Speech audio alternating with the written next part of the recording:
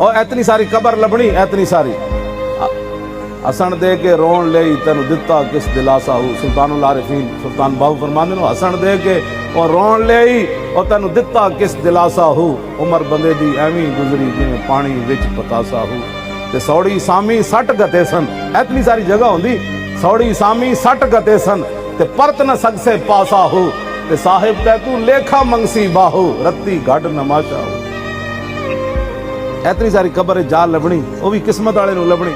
गोरकुना दे हवाले कर देने अपने प्यो नूं भी, क्योंकि प्यो सारी जिंदगी पुत्रा नूं इत्थे चाई फिरिया। अज जो प्यो नूं चाण दी वारी आई तो पुत्र उन्होंने कबर भी ना उतार सके।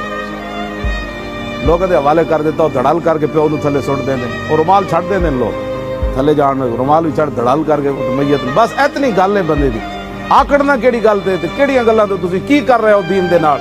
आना उत्थे रसूलुल्लाह ने बस। कदर यूसुफ दा